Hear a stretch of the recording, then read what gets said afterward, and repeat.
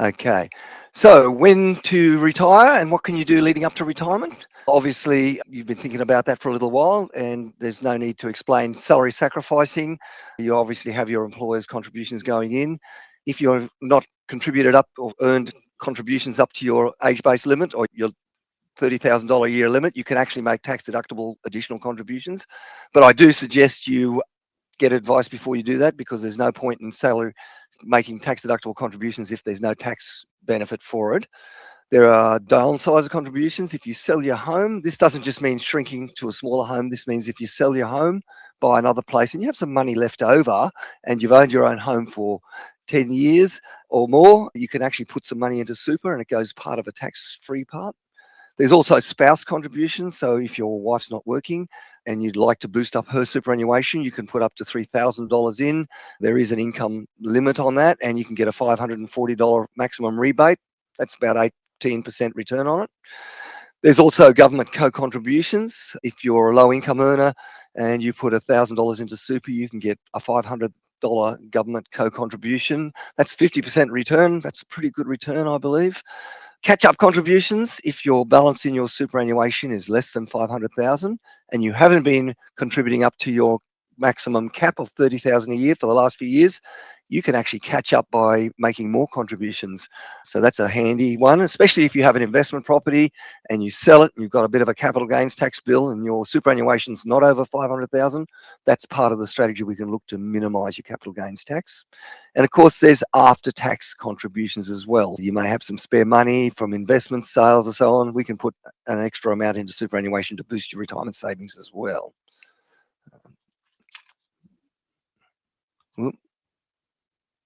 And of course, we're spending much more time in retirement. So you've got your life expectancy right up here.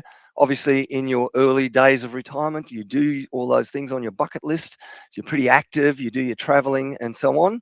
And then after a while, you get to the point where you've done most of the major things that are fairly physical and you're steadying down, your energy's not so high, your knees are starting to play up, and of course you do less things. And towards the end of your retirement, obviously we've got increasing medical costs, aged care and so on. So the risks facing you in retirement are longevity risk. If your mum and dad are both 100 years of age and you're 60 now, be prepared to need some money to last you quite a long time.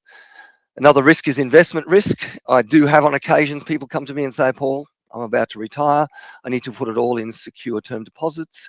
That is a risk in itself. You need to understand that if you're going to live for another 30 years in retirement, you need to invest for 30 years and you need to invest accordingly. And of course, last but not least is the inflation risk. Inflation is starting to tip up a little bit now. I think they're talking possibly 4% at the next announcement. $100,000 today at 4% is probably only worth $96,000 worth of goods in a year's time, and 92,000 or less in another year after that. So you've got to be prepared to invest to cover inflation, or your money will run out fairly quickly. And of course, spending in retirement isn't linear either. Obviously, you need your car, you need your travel, your holidays. But as you get to the middle phase of retirement, spending does reduce. And then it increases again as you get closer to the end of life, okay? Medical costs, aged care, and so on. Aged care is even getting more expensive as we go. So how much do you need in retirement? AFSA, the Australian Superannuation Fund Association, has, and every so often, does a bit of an estimate of how much people need to have a comfortable or modest lifestyle in retirement.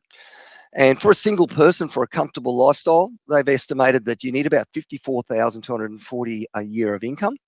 And if you only want a modest lifestyle, $35,200 is enough to get you going, keep you going. And of course, if you're a renter, it's much tougher. And I think these numbers are going to be revised in light of the increasing rent expenses.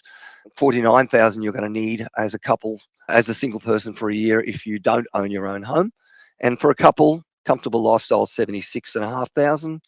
Modest lifestyle is $50,866.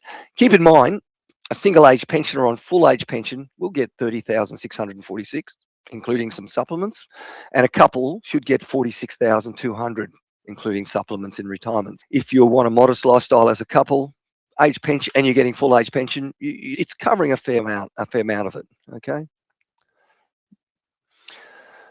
And how much do you need to give you those lifestyles? If you're a couple and you want to have a comfortable lifestyle, you really need about 690,000 is what they've calculated. And for a single person, about 595,000 in retirement savings. And for a modest lifestyle, the number's a lot more subdued.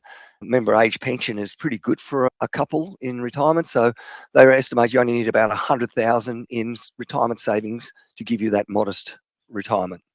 And if you're renting, of course, you need a lot more because you've got to pay that rent, which is certainly escalated in recent years.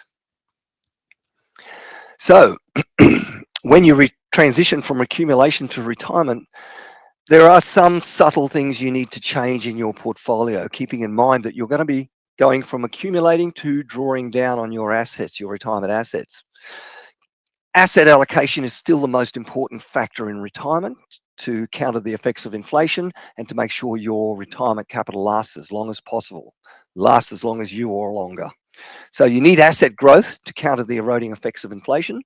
You also need cash flow assets and defensive assets for liquidity and to meet lump sum drawdowns, as well as buffer volatility when markets start to get a bit rocky at times. We've been pretty lucky the last few years. Markets have been pretty good, but occasionally markets do move around a little bit, and you need to be mindful that you have some protection when those events occur. And of course, you need to have regular reviews in retirement because your assets, whilst your growth assets grow, your defensive investments are being drawn down into your pension payments, and your defensive investments do not usually get growth. So you need to rebalance your portfolio regularly, at least once a year, so that you can take profit off the assets that have grown and top up the assets that haven't, and your defensive cash for your cash flow.